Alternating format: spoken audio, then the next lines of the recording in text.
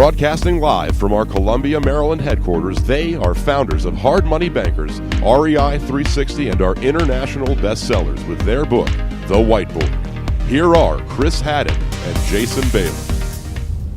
Hey everyone, Chris Haddon, Jason Balin here in our office doing a year-end show. We got a couple questions, one of our favorite formats where we're going to be asking questions to the other person. We don't know what the questions are going to be. And this time it's about year-end stuff, new year, all that. Should be pretty cool. Yeah, we're going to keep this thing interesting today. Maybe learn a little bit about what Chris has going on or what his thoughts are about closing out 2016, maybe some goals and some accountability for himself for 2017.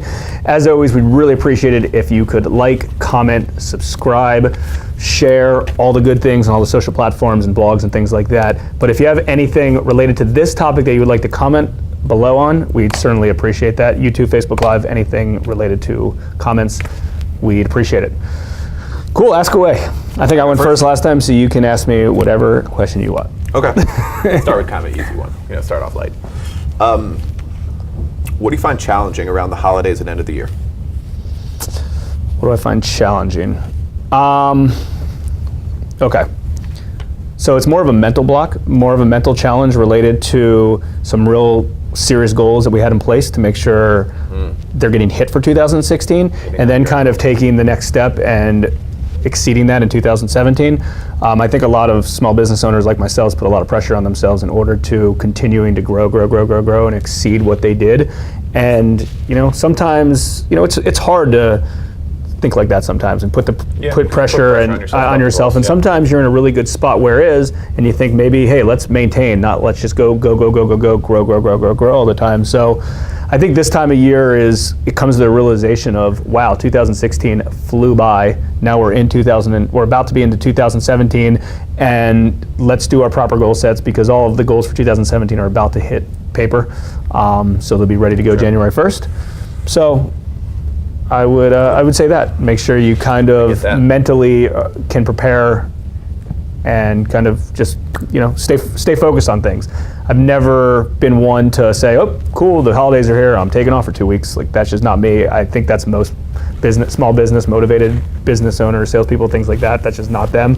Let everyone else take off and go to sleep and eat and do whatever, and you can grind and get ahead of them. Yeah, maybe we'll do that in the future, but we haven't been able to do that quite yet. Yeah. Cool.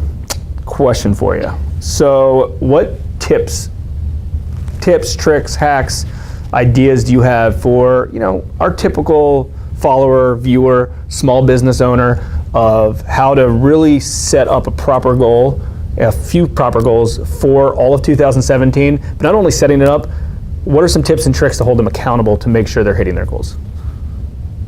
Okay.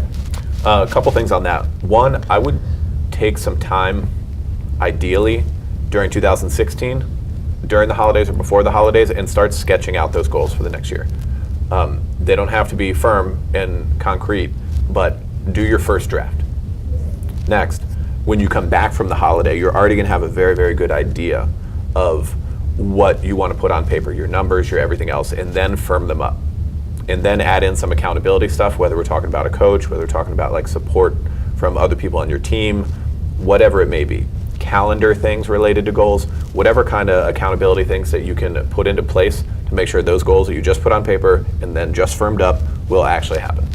Yeah, maybe a specific measurable result form where you actually put the entire goal for 2017 and then work backwards to break down exactly what needs to be done in the first month and the first quarter, things like that.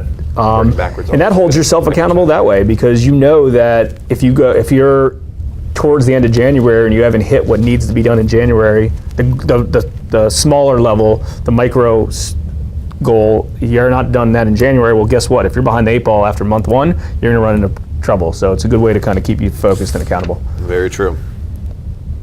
Okay. On that note, what is one thing that you are going to implement immediately in January? So one thing in January that I'm going to implement is step up our direct mail marketing campaigns. We do direct mail. We don't do it as consistent or with a large enough budget as we do on internet marketing, but I still am a firm believer and extremely strong that direct mail is still where it's at, especially in the real estate investment business or realtor business. I still think there's a lot of value of somebody physically picking, a flyer up and reading and getting in front of them, right? There's a lot of noise on the internet, and I think you should be there. But for me personally, step up our direct mail campaign and really sketch out, instead of saying, okay, what are we going to mail out this month, sketch it out for the whole year ahead of time. So it's pretty much completely automated after I set it up in January. Cool. Thoughts? Okay. Mine's similar. What one new that we've never done before marketing campaign are you planning to set up for 2017 that you plan to be consistent with throughout the whole year? Any marketing campaign across the board.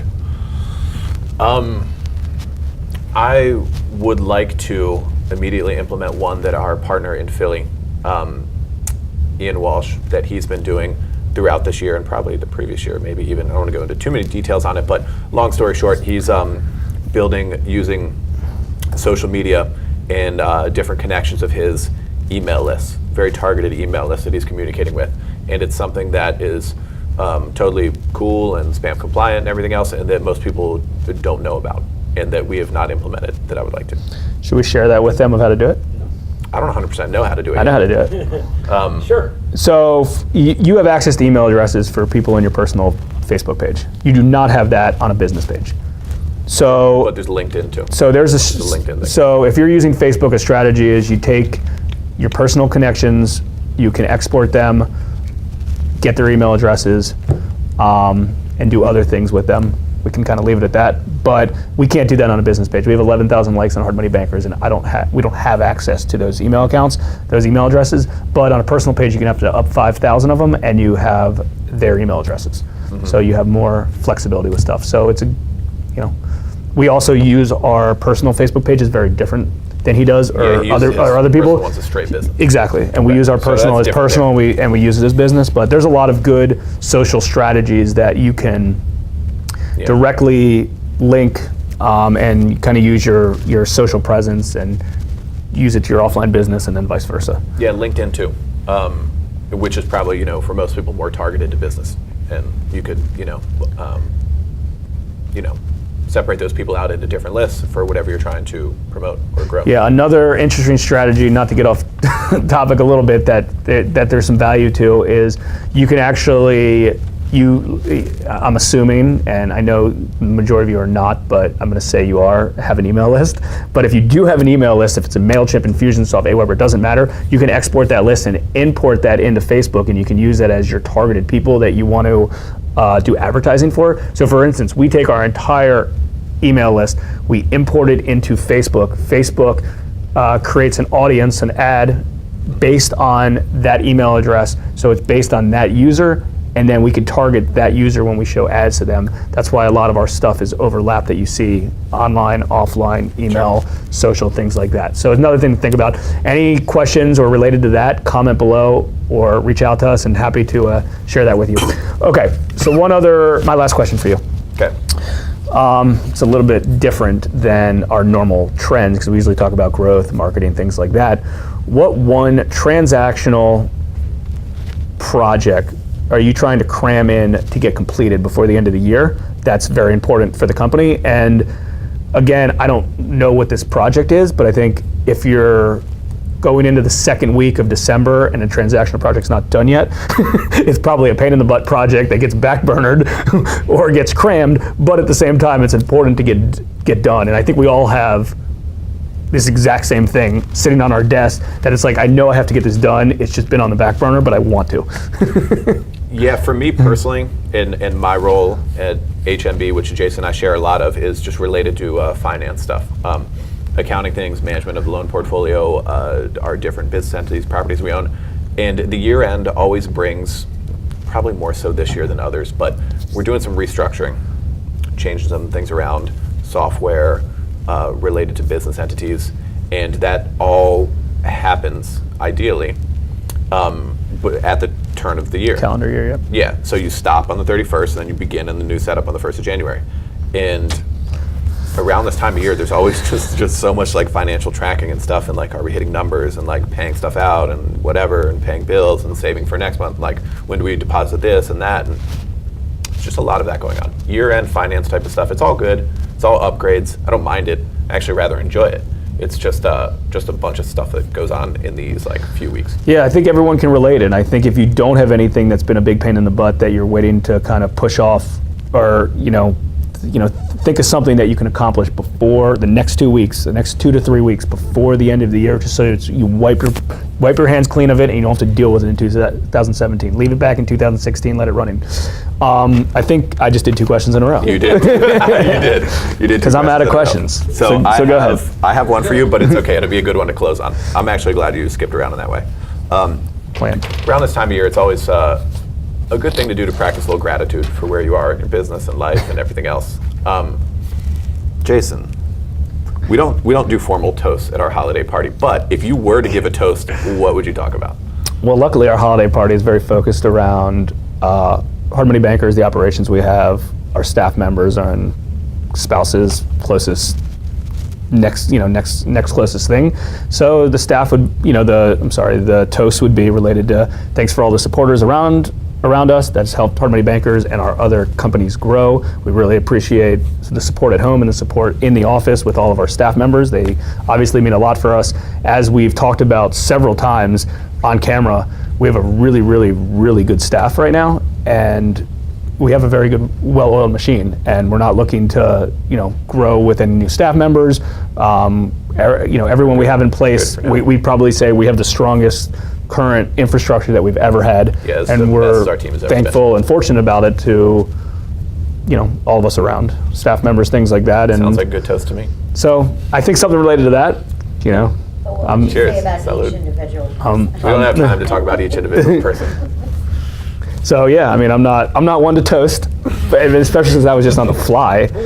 But bad, but that's cool. And we have staff members sitting behind the scenes here. But that was all true, what I just said. I totally agree that was with all honest and true. So 100% agree.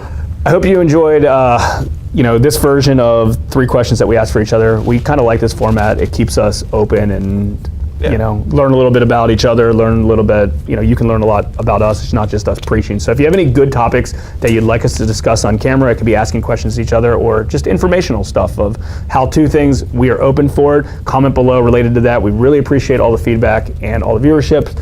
As always, like, comment, share, subscribe. Jason and Chris, we're here for you. Happy holidays.